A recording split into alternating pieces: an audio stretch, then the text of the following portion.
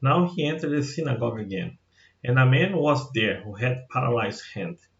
In order to accuse him, they were watching him closely to see whether he would heal him on the Sabbath. He told the man with the paralyzed hand, "Stand before us." Then he said to them, "Is it lawful on Sabbath to do what's good or to do what's evil? To save a life or to kill?" But they were silent. After looking around at them with anger and sorrow at the hardness of their hearts, he told the man, "Stretch out your hand." So he stretched it out, and his hand was restored. Immediately the Pharisees went out and started plotting with the Herodians against him, how they might destroy him. Jesus departed with his disciples to the sea, and a large crowd followed from Galilee, Judea, Jerusalem, Idumea, beyond the Jordan, and around Tyre and Sidon. The large crowd came to him because they heard about everything he was doing.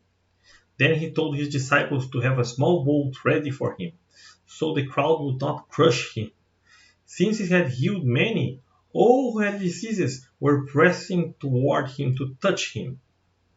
Whenever the unclean spirits saw him, those possessed fell down before him and cried out, "You are the Son of God." And he would strongly warn them not to make him known. Then he went up to the mountain and summoned those he wanted, and they came to him. He also appointed 12. He also named them apostles, to be with him, to send them out to preach, and to have the authority to drive out demons. He appointed the 12. To Simon he gave the name of Peter, and to James the son of Zebedee, and to his brother John he gave the name Boanerges, that is, son of thunder. Andrew, Philip, Bartholomew, Matthew, and Thomas, James the son of Alphaeus, and Thaddeus, Simon the Zealot, Judas Iscariot, who also betrayed him. Then he went home, and the crowd gathered again, so that they were not even able to eat. When his family heard this, they set out to restrain him, because they said, "He is out of his mind." The scribes who had come down from Jerusalem said, "He has Beelzebub in him, and he drives out demons by the ruler of the demons." So he summoned them and spoke to them in parables. "How can Satan drive out Satan? If a kingdom is divided against itself, that kingdom cannot stand. If a house is divided against itself, the house cannot stand.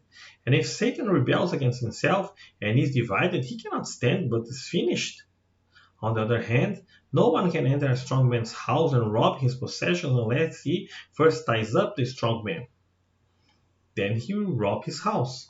I assure you, people will be forgiven for all sins, and whatever blasphemy may have blasphemed. But whoever blasphemes against the Holy Spirit never has forgiveness, but is guilty of an eternal sin." Because they were saying, "He has an unclean spirit." Then his mother and his brothers came, and standing outside they sent word to him and called him. A crowd was sitting around him and told him, "Look, your mother, your brothers, your sisters are outside asking for you." He replied to them, "Who are my mother and my brothers?" And looking about at those who were sitting in a circle around him, he said, "Here are my mother and my brothers. Whoever does the will of God is my brother and sister and mother."